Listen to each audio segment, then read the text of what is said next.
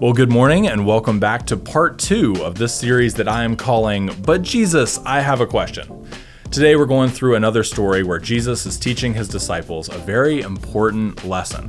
This is a slightly different story than yesterday because we're actually looking at a passage out of the Sermon on the Mount.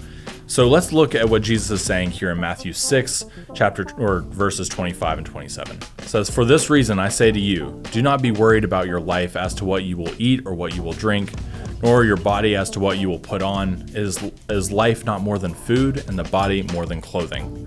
Look at the birds of the sky, and that they do not sow, nor reap, nor gather crops into barns, and yet your heavenly Father feeds them. Are you not much more important than they? And which of you, by worrying, can add a single day to his lifespan?"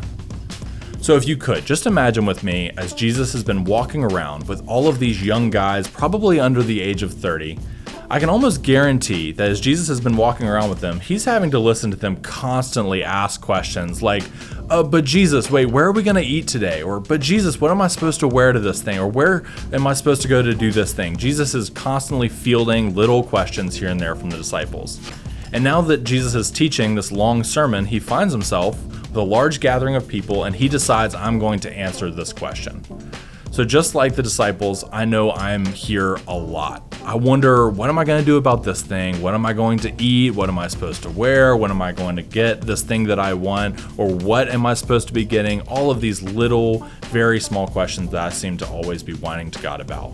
And Jesus really shuts all of those worries and fears down in this passage. You see, we often forget that the same God that we whine and complain to and ask these small questions of is also the same God who set the earth into motion. I mean, who are we to question God who has promised his faithfulness to us? He tells us he's always going to provide for us. So let's use this passage as an encouragement that you can trust God to provide your needs, no matter how trivial they are.